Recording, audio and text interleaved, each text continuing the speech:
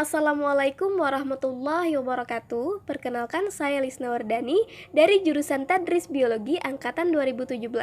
Di sini saya akan menjelaskan beberapa poin penting mengenai embriologi.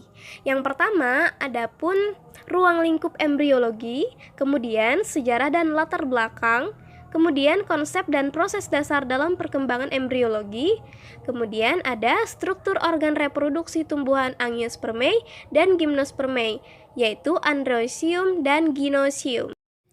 Oke, langsung saja kita masuk ke pembahasan mengenai embriologi itu sendiri. Nah, jadi embriologi atau ilmu embrio itu merupakan bidang ilmu yang mempelajari bagaimana sel tunggal membelah dan berubah selama perkembangan untuk membentuk organisme multiseluler.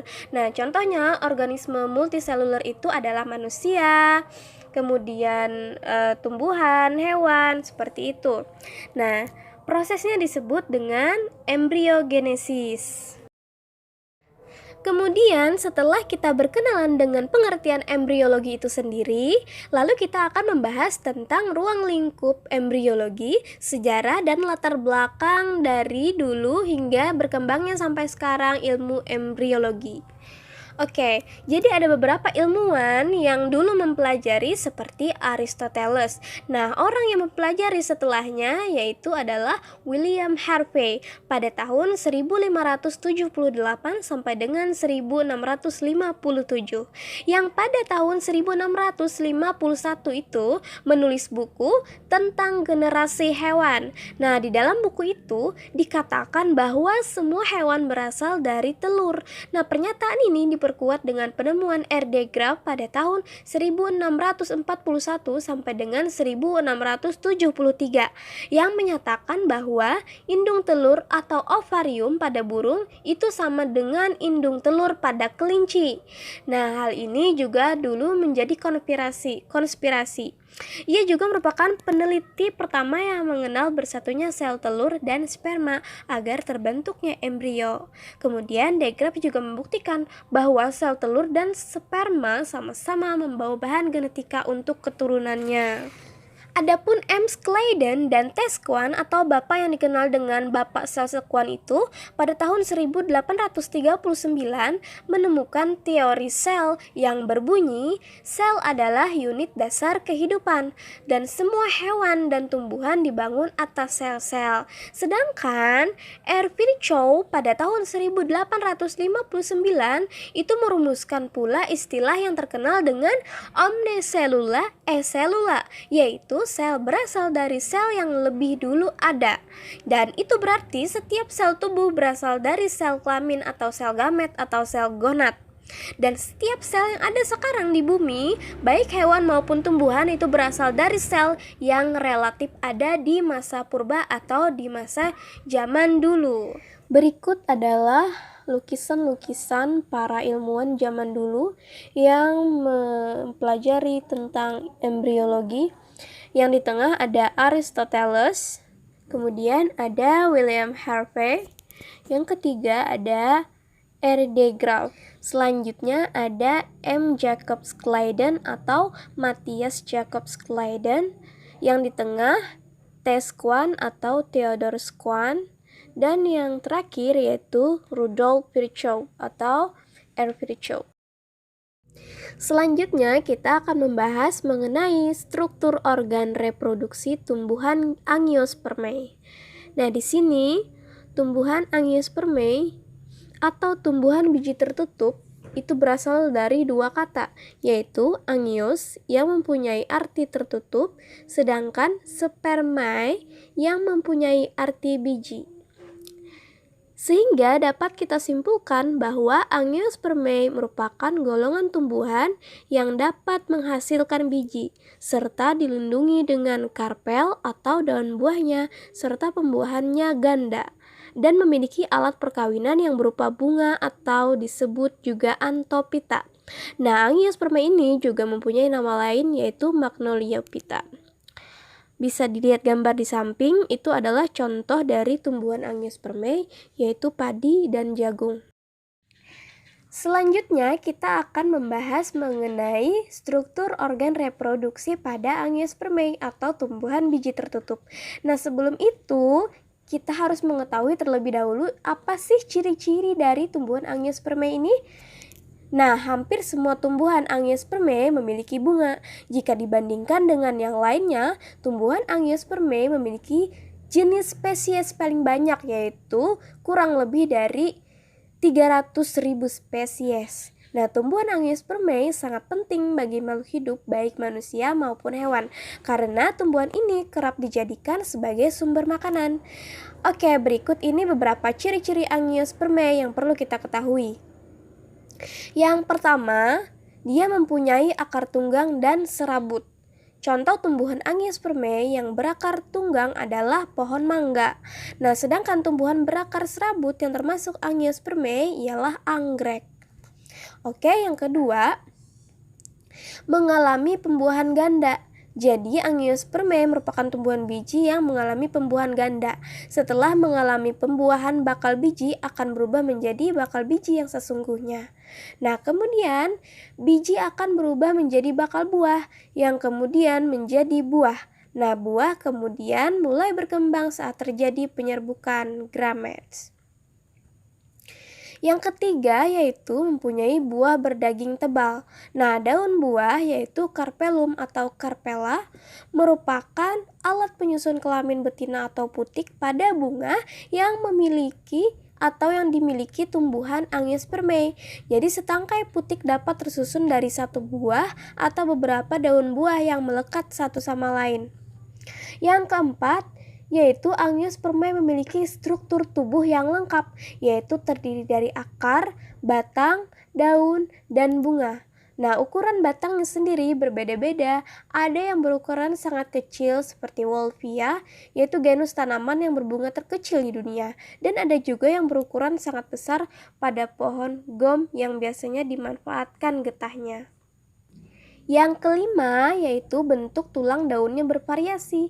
Nah, ada berbagai macam variasi bentuk tulang daun dalam tumbuhan Angiospermae, yaitu bentuknya menyirip, lurus, dan menjari. Nah, contoh tumbuhan yang mempunyai bentuk tulang daun menyirip yaitu daun jambu biji, daun mangga, daun jambu air, dan daun ketapang. Contoh tumbuhan yang mempunyai bentuk tulang daun lurus yaitu tebu, daun kelapa, dan daun nanas. Dan tumbuhan yang mempunyai bentuk tulang daun menjari yaitu pepaya, daun melon, dan daun singkong. Nah, pembuahan ganda adalah proses yang terjadi pada pembentukan biji tumbuhan Angiospermae atau berbiji tertutup. Nah, sebagai contoh pohon mangga, jeruk, dan semangka. Nah, mengapa disebut pembuahan ganda? Karena terjadi dua pembuahan pada proses pembentukan biji. Pembuahan pertama itu menghasilkan zigot dan pembuahan kedua menghasilkan endosperma atau cadangan makanan. Kemudian ciri-ciri selanjutnya yaitu mempunyai batang berkambium dan tidak berkambium. Contoh tumbuhan Angiospermae dengan kambium yaitu pohon mangga, pohon jambu, dan pohon mahoni. Kemudian ada pun contoh tumbuhan Angiospermae yang tidak berkambium yaitu pohon jagung, pepaya, dan pohon tebu. Di sini ada struktur organ reproduksi dari tumbuhan Angiospermae. Nah, yang pertama ada sepal atau juga disebut dengan kelopak, yaitu bagian bunga yang berguna untuk melindungi bunga yang belum mekar. Nah, ketika bunga telah mekar sempurna, sepal ini biasanya akan tersisa sebagai struktur kecil dan agak kasar yang terdapat pada dasar bunga. Kemudian ada petal. Nah, petal atau mahkota bunga adalah bagian bunga yang memiliki bentuk dan warna paling indah. Jadi petal digunakan untuk menarik serangga agar membantu penyerbukan bunga tersebut. Jadi banyak bunga sangat disukai karena keindahan petalnya seperti pada mawar, pada lili, pada tulip, dan anggrek. Selanjutnya ada stamen. Nah, di sini stamen adalah organ reproduksi jantan pada bunga. Stamen juga disebut dengan nama benang sari. Nah, stamen memiliki dua bagian utama yaitu antera atau kepala sari dan filamen atau tangkai sari. Antera merupakan tempat pembentukan dan penyimpanan polen atau serbuk sari. Antera disangga filamen agar mudah diterpa angin atau ditempel serangga. Selanjutnya ada karpel. Nah, karpel ini adalah organ reproduksi betina pada bunga atau biasa disebut dengan putik. Nah, karpel memiliki bagian-bagian seperti stigma atau kepala sari, stilus atau tangkai sari, dan ovarium atau bakal buah. Di dalam ovarium terdapat ovulum atau bakal biji yang nantinya akan berkembang menjadi biji tumbuhan tersebut. Jumlah ovulum dalam ovarium berbeda-beda biasanya pada masing-masing jenis tumbuhan. Dua atau beberapa karpel yang menyatu sering disebut dengan istilah pistilum. Selanjutnya, semua bagian bunga tersebut menempel pada dasar bunga yang disebut dengan reseptakel. Nah, bisa dilihat gambar. Di situ ada reseptakel. Jadi beberapa tumbuhan itu memiliki reseptakel besar yang dikira buah, seperti jambu monyet. Buah sebenarnya pada jambu monyet adalah bagian benjolan mirip hidung yang ada pada ujung dan berwarna gelap. Sedangkan yang berwarna merah atau kuning dan berukuran besar sebenarnya adalah reseptakel. Nah, kemudian bunga disebut bunga lengkap apabila memiliki seluruh bagian bunga, yaitu sepal, petal, stamen, dan karpel. Apabila bunga tidak memiliki salah satu atau lebih bagian-bagian tersebut, maka disebut sebagai bunga tidak lengkap. Nah, contohnya itu bunga mawar, sepatu, anggrek, kamboja adalah bunga sempurna karena memiliki bagian yang lengkap. Sedangkan bunga yang dihasilkan oleh rumput-rumputan biasanya tidak memiliki petal sehingga disebut dengan bunga tidak lengkap. Selanjutnya kita akan membahas mengenai gimnospermae atau tumbuhan yang memiliki biji terbuka. Nah, gimnospermae ini berasal dari bahasa Yunani, yaitu gimnos yang berarti telanjang dan sperma yang berarti biji. Sehingga gimnospermae dapat diartikan sebagai tumbuhan berbiji terbuka. Nah, tumbuhan berbiji terbuka merupakan kelompok tumbuhan berbiji yang bijinya tidak terlindung dalam bakal buah atau ovarium. Jadi secara harfiah, gimnospermae itu berarti gym, telanjang, dan spermae, yaitu tumbuhan yang menghasilkan biji. Bisa lihat gambar di samping, di situ ada contoh dari tumbuhan berbiji terbuka yaitu gimnospermae. Jenis tumbuhannya yaitu pakis haji atau sikas rumpi. Setelah kita membahas mengenai pengertian dari gimnospermae atau tumbuhan biji terbuka, nah di sini ada pun ciri-cirinya. Salah satu ciri-ciri tumbuhan gimnospermae ialah mempunyai berkas pengangkut yaitu berupa xilem dan phloem. Tapi xilem pada gimnospermae itu tidak mempunyai pembuluh kayu melainkan hanya trakeit saja. Nah, trakeit ialah sel xilem yang berfungsi sebagai penunjang. Sementara phloem pada tumbuhan gimnospermae tak ada sel pengiring. Jadi berikut ciri-ciri yang khusus pada tumbuhan gimnospermae. Yang pertama itu bakal bijinya tidak terlindungi oleh daun buah. Kemudian yang kedua ciri-cirinya itu pada umumnya perdu atau pohon dan tidak ada yang berupa herba. Batang dan akar berkambium sehingga dapat tumbuh membesar. Akar dan batang tersebut selalu mengadakan pertumbuhan menebal sekunder. Jadi berkas pembuluh pengangkutan kolateral terbuka. Xilem pada gimnospermae hanya terdiri dari trakeit saja, seperti yang sudah dijelaskan sebelumnya. Kemudian yang ketiga, dia mempunyai akar, batang, dan daun sejati. Yang keempat, bentuk perakarannya tunggang. Yang kelima, daunnya sempit, tebal, dan kaku. Yang keenam, tulang daun tidak beraneka ragam. Yang ketujuh, tidak memiliki bunga sejati. Dan yang kedelapan, yaitu alat kelaminnya terpisah, yaitu serbuk sari terdapat dalam strobilus jantan dan sel telur terdapat dalam strobilus betina. Kemudian ciri-cirinya yaitu struktur perkembangbiakan yang khas adalah biji yang dihasilkan bunga ataupun runjung.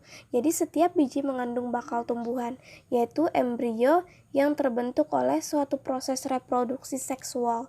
Sesudah bertunas, embrio ini tumbuh menjadi tumbuhan dewasa. Kemudian ciri-cirinya yaitu sperma atau sel kelamin jantan menuju ke sel telur atau sel kelamin betina melalui tabung serbuk sari yang hanya terdapat pada tumbuhan berbiji. Selanjutnya, dia mempunyai jaringan pembuluh yang rumit.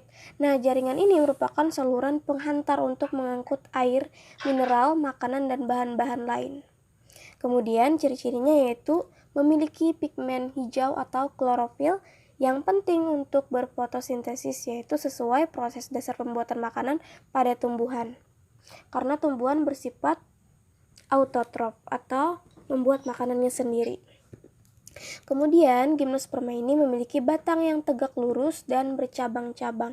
Daunnya jarang dan berdaun lebar, jarang yang bersifat majemuk, dan sistem pertulangan daunnya tidak banyak ragamnya.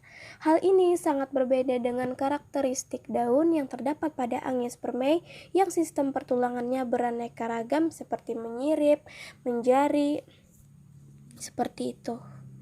Baiklah, setelah kita mengetahui ciri-ciri dari tumbuhan Gymnospermae atau tumbuhan biji terbuka tadi, selanjutnya kita akan membahas mengenai struktur organ reproduksi tumbuhan Gymnospermae. Nah, di sana lihat pada gambar ada sporopit, tumbuhan sporopit atau mature tree, pohon dewasa, dan sporopit yang artinya tumbuhan yang menghasilkan spora 2N atau diploid. Dia menghasilkan 2 bunga atau 2 alat reproduksi, yaitu Strobilus jantan dan Strobilus betina. Pada gambar di atas itu ada Strobilus betina, female cones, yang di bawah ada male cone. Itu adalah Strobilus jantan yang bentuknya memanjang ke atas. Kemudian yang female cone atau Strobilus betina itu bentuknya membulat. Jadi female cones grow in the upper branch where they may be fertilized by pollen blown on the wine from the male cones, yang artinya Strobilus betina itu tumbuh di cabang atas di mana mereka dapat dibuahi oleh serbuk sari yang ditiup angin dari Strobilus jantan. Kemudian male cones grow in the lower branch, yaitu Strobilus jantan tumbuh di cabang bawah. Selanjutnya, terbentuklah pollen grain, pollen tube, ovule, scale, megaspora 1N, dan generatif atau sperm nucleus 1N. Kemudian ada tube nucleus. A pollen tube forms, allowing the pollen to migrate toward the female gametophyte. Upon fertilization, a diploid zygote forms. Atau tabung polen terbentuk, memungkinkan polen bermigrasi menuju gametofit betina. Setelah pembuahan, zigot diploid terbentuk. Kemudian di sana ada gambar seeds atau 2N, biji yang diploid. Seeds are dispersed and grow into mature trees. Tahu yang artinya biji-biji itu tumbuh, tersebar, dan tumbuh di bawah pohon dewasa tadi, atau sporopit yang menghasilkan spora. Itulah tadi penjelasan dari beberapa materi. Yang pertama yaitu sejarah dan perkembangan embriologi, kemudian ada struktur organ reproduksi tumbuhan Angiospermae dan Gymnospermae, Andrecium dan Cynocium. Semoga bermanfaat untuk kita semua. Terima kasih, selamat mendengarkan. Wassalamualaikum warahmatullahi wabarakatuh.